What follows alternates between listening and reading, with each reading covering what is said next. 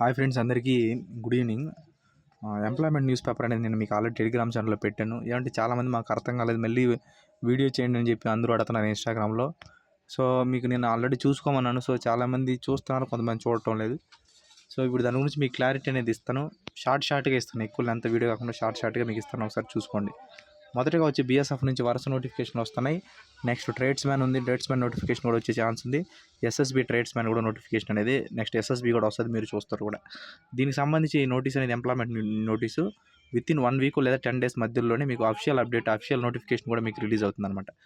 దీనికి సంబంధించిన డీటెయిల్స్ అనేది ఇప్పుడు ఇక్కడ చూడండి. మీకు ఆల్రెడీ దీని గురించి చెప్పాను, కానీ సగం మంది చూసినారు, సగం మంది చూడాలి. ఇక్కడ government of India, ministry of home affairs, directorate general border security force అని చెప్పి. నెక్స్ట్ వచ్చి దీనికి సంబంధించి గ్రూప్ ఏ పోస్టులు, తర్వాత ఎయిర్ వింగ్కి సంబంధించి గెజిటెడ్ నాన్ మినిస్ట్రియల్ వ్యాకెన్సీకి సంబంధించినవి. సో ఇందులో మెజారిటీ ఇంజనీరింగ్ బీటెక్ చేసిన వాళ్ళు దీనికి ఎలిజిబుల్. బీఎస్ఎఫ్ ఇంజనీరింగ్ సంబంధించి assistant ACR, assistant commandant electrical department, బీటెక్లో ఎవరైతే ఎలక్ట్రికల్ చేసినారో వాళ్ళు ఎలిజిబుల్. యూఆర్కి 2 పోస్టులు ఉన్నాయి. దీనికి సంబంధించి 56,000 బేసిక్, 56,100 నుంచి 1,77,500 బేసిక్ అనేది ఉంది. స్టార్టింగ్లోనే మీరు ఒక 80+ అనేది తీసుకుంటారు ఖచ్చితంగా. నెక్స్ట్ వచ్చి ఎయిర్ వింగ్కి సంబంధించి బీఎస్ఎఫ్ ఎయిర్ వింగ్లో సంబంధించి ఇక్కడ ఎయిర్ వింగ్కి సంబంధించి ఇక్కడ చూడండి, junior aircraft maintenance engineering deputy commander DC అనమాట. సో ఇక్కడ బీఎస్ఎఫ్ ఎయిర్ వింగ్. ఇందులో ఈ నేమ్ ఆఫ్ వింగ్ ఉంది చూడండి, ఈ నేమ్ ఆఫ్ ఇది MY-17 ALH Dhruv fixed wing. ఇవంతా ఈ చాపరు హెలికాప్టర్స్ యొక్క నేమ్స్ అనమాట. ఇందులో ఆ ట్రేడ్కి సంబంధించి, మెకానికల్ ట్రేడ్కి సంబంధించి ఎవరైతే మెకానికల్ ఇంజనీరింగ్ చేసినారో వాళ్ళకి యూఆర్కి ఒక పోస్ట్ ఇచ్చినాడు అంతే. ఏవియోనిక్స్ ఎవరైతే ఇంజనీరింగ్ ఏవియోనిక్స్ చేశారో వాళ్ళకి యూఆర్కి ఒక పోస్టు, ఓబీసీకి ఒక పోస్ట్ ఇచ్చినాడు. నెక్స్ట్ మెకానికల్కి సంబంధించి ఎవరైతే మెకానికల్ సంబంధించి ధ్రువుకి సంబంధించి దానికి సంబంధించిన ఏదైనా కోర్స్ చేసినా లేదా మెకానికల్ బీటెక్ మెకానిక్ చేసినా సరే యూఆర్కి ఒక పోస్ట్ ఇచ్చినాడు. నెక్స్ట్ ఈడబ్ల్యూఎస్కి ఒక పోస్ట్ ఇచ్చాడు. ఫిక్స్డ్ వింగ్కి సంబంధించి ఏవియోనిక్స్ ఎవరైతే చేసి ఉన్నారో ఏవియోనిక్స్ సంబంధించి ఇంజనీరింగ్ వీళ్ళకైతే రెండు పోస్టులు యూఆర్కి అయితే ఇచ్చాడు. మొత్తం అయితే 7 పోస్టులు అయితే ఉన్నాయన్నమాట. నెక్స్ట్ ఎడ్యుకేషన్ క్వాలిఫికేషన్ సంబంధించి చూద్దాం. సో ఎడ్యుకేషన్ క్వాలిఫికేషన్ సంబంధించి ఇక్కడ చూడండి, ఎడ్యుకేషన్ క్వాలిఫికేషన్ ఎవరైతే అసిస్టెంట్ కమాండెంట్ ఎలక్ట్రికల్ సంబంధించి ఎవరైతే ఉన్నారో జాబ్కి అయితే అప్లై చేయాలనుకుంటున్నారో వాళ్ళు degree in electrical engineer for recognized university institute. ఎవరైతే డిగ్రీలో ఎలక్ట్రికల్ ఇంజనీర్ బీటెక్లో ట్రిపుల్ చేస్తారు చూడు, వాళ్ళు దీనికి ఎలిజిబుల్. నెక్స్ట్ ఇది ఎయిర్ వింగ్కి సంబంధించి గ్రాడ్యుయేట్ ఆఫ్ ఎయిర్క్రాఫ్ట్ మెయింటెనెన్స్, దానికి సంబంధించి ఇంజనీరు, ఆటోమొబైల్ ఇంజనీరింగు. సో దీనికి సంబంధించిన ఎవరైతే చేస్తున్నారో వాళ్ళైతే దీనికైతే ఎలిజిబుల్ అనమాట. సో ఇది ఒక నోటిఫికేషన్. తర్వాత ఇంకో నోటిఫికేషన్, ఇది వచ్చి ఇంకో నోటిఫికేషన్ అనమాట. ఇంకో నోటిఫికేషన్ గురించి ఆల్రెడీ మీకు చెప్పాను, ఒకసారి ఇది కూడా చూడండి. ఇక్కడ చూడండి, government of India, ministry of home affairs, directorate general border security ఫోర్స్కి సంబంధించి.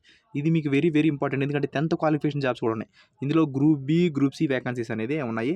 నెక్స్ట్ వచ్చి పారామెడికల్ స్టాఫ్ ఉంది. తర్వాత వచ్చి మోటార్ మెకానిక్ సంబంధించి, వెటర్నరీ స్టాఫ్, లైబ్రేరియన్ ఇన్స్పెక్టర్ లైబ్రేరియన్కి సంబంధించి ఉన్నాయి, వ్యాకెన్సీస్ అనేది ఉన్నాయి. సో ఈ జాబ్లు అనేవి చాలా చాలా బాగుంటాయి. వీటి గురించి డీటెయిల్స్ అనేది చూద్దాం.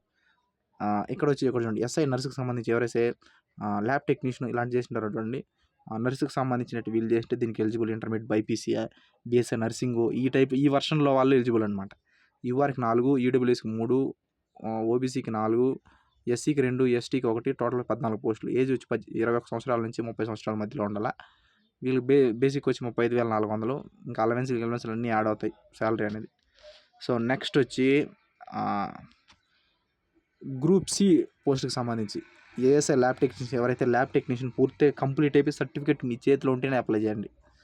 సో ఇందులో యూఆర్కి 12 పోస్టులు, ఈడబ్ల్యూఎస్కి 4, ఓబీసీకి వచ్చి 12, ఎస్సీకి వచ్చి 6. నెక్స్ట్ వచ్చి టోటల్ వచ్చి 38 పోస్టులు ఇచ్చినాడు. ఏజ్ లిమిట్ వచ్చి 18 నుంచి 20 సంవత్సరాలు. నెక్స్ట్ వచ్చి ఏఎస్ఐ సంబంధించి ఫిజియోథెరపిస్ట్, ఎవరైతే ఫిజియోథెరపిస్ట్ కంప్లీట్ అయినదో వాళ్ళు వచ్చి యూఆర్కి 12 పోస్టులు, ఈడబ్ల్యూఎస్కి 5, ఓబీసీకి 12, ఎస్సీకి 7, ఎస్టీకి 4, టోటల్ వచ్చి 47 పోస్టులు ఉన్నాయి. ఇందులో ఏజ్ లిమిట్ వచ్చి 20 నుంచి 27 సంవత్సరాలు.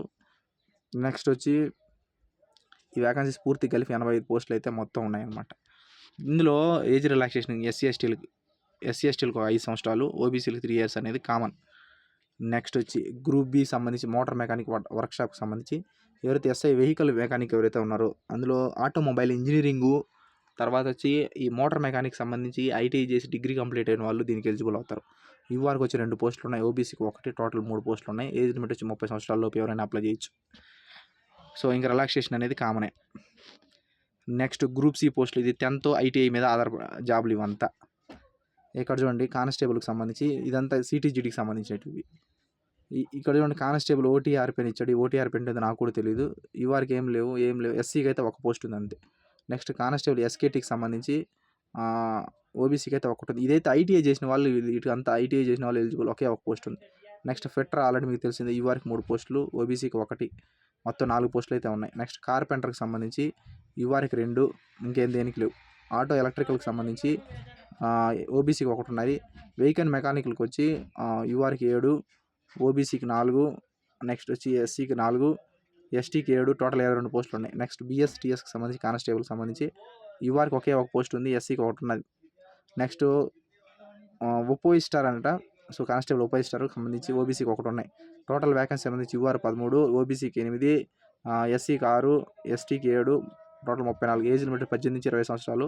ఇంకా రిలాక్సేషన్ ఎస్సీ ఎస్టీలకు 5, ఓబీసీలకు 3, సేమ్ 33,000 అనే శాలరీ అనేది మీరు తీసుకుంటారు. నెక్స్ట్ వచ్చి వెటర్నరీ స్టాఫ్కి సంబంధించి చూద్దాం. సో ఈ వెటర్నరీ స్టాఫ్ ఇది గ్రూప్ సి పోస్టులు. ఈ హెడ్ కానిస్టేబుల్ వెటర్నరీకి సంబంధించి దీంట్లో ఈ వెటర్నరీ సంబంధించి ఉన్నాయి చూడండి, ఇది పోస్టులు తక్కువ, ప్రమోషన్లు త్వరగా వస్తాయి. యూఆర్కి వచ్చి 2 పోస్టులు, ఈడబ్ల్యూఎస్కి 1, ఓబీసీకి 1, టోటల్ వచ్చి ఒకటే ఉంది. ఇదేదైనా మిస్టేక్ అనేది, ఇక్కడ ఏదో తేడా ఉంది. మళ్ళీ నోటిఫికేషన్ రిలీజ్ అయిన తర్వాత మళ్ళీ రిలీజ్ చేస్తారు. కానిస్టేబుల్ కెన్నెల్ మ్యాన్ అయితే 2 పోస్టులు. కెన్నెల్ మ్యాన్ ఏదంటే జంతువులు పెంచే ఒక, దాని ఏమంటారు, జంతువులంతా ఒక ప్లేస్లో పెట్టి వాటికి ఫుడ్ మెయింటైన్ చేయడం, ఫుడ్ పెట్టడం, వాటిని బాగా చూసుకోవడం, వాటిని ఒక రూమ్లో పెడతారు, దాన్నే కెన్నెల్ మ్యాన్ అంటారు. నెక్స్ట్ వచ్చి లైబ్రరీకి 2 పోస్టులు ఉన్నాయి. ఈ లైబ్రరీన్స్ చదివిన వాళ్ళు దీనికైతే ఎలిజిబుల్. ఏజ్ వచ్చి 30 సంవత్సరాల లోపు ఉంటే ఎలిజిబుల్. సో ఇది డైరెక్ట్ ఇన్స్పెక్టర్ అనమాట. ఎస్ఐ కంటే హై రేంజ్ జాబులు ఇవి.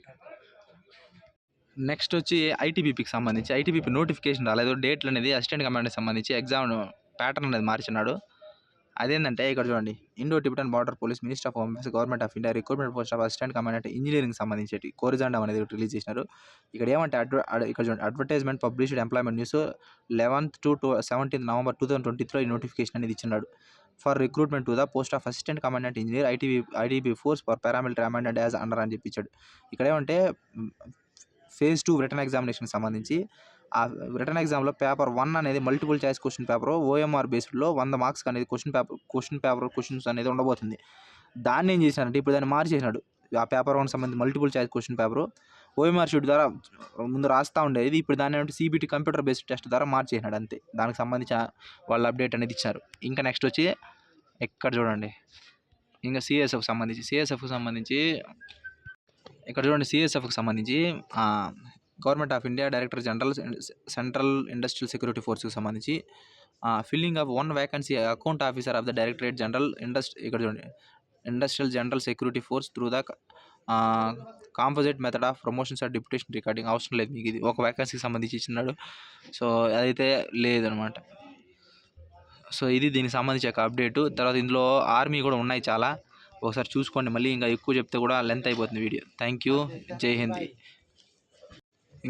ఇంకొచ్చి ఎవ్రీ వీక్ వచ్చి ఇంకా వీడియోనే వస్తుంది, ఎందుకంటే మీకు అర్థం కావట్లేదు, సగం మంది చూస్తున్నా, సగం మంది చూడట్లేదు. తర్వాత ఇక్కడ చూడండి, ఇంటెలిజెన్స్ బ్యూరో కూడా వచ్చినది, ఇంటెలిజెన్స్ బ్యూరోకి సంబంధించి, కానీ మీరు ఎలిజిబుల్ అయితే లేదనమాట. అది డిప్యుటేషన్ కింద ఎవరైతే ఫోర్స్లో ఉన్నారో వాళ్ళు. తర్వాత ఇక్కడ కూడా ఉంటుంది, ఇక్కడ చూడండి, ఇందులో జాయిన్ ఆర్మీ డెంటల్ కార్ప్కి సంబంధించి అందరూ ఎలిజిబుల్. కానీ దీనికి డెంటల్కి సంబంధించి ఎవరైతే బీడిఎస్ ఎండిఎస్ చేసిన వాళ్ళు, బ్యాచులర్ డెంటల్ సర్జను, ఎండిఎస్ అంటే మాస్టర్ డెంటల్ సర్జను అనుకుంటా. సో దాన్ని చేసిన వాళ్ళు ఎలిజిబుల్ అనమాట. సో ఇంకా ఉన్నాయి కొన్ని చూసుకోండి ఒకసారి. ఇంకా మెయిన్ ఇంపార్టెంట్ అంటే మీకు చెప్పినాను. మిగతా చిన్న ఇంకోటి ఆర్మీ ఒకటి ఉన్నది, తర్వాత మీకు పెడతాను. థ్యాంక్ యూ, జై హింద్.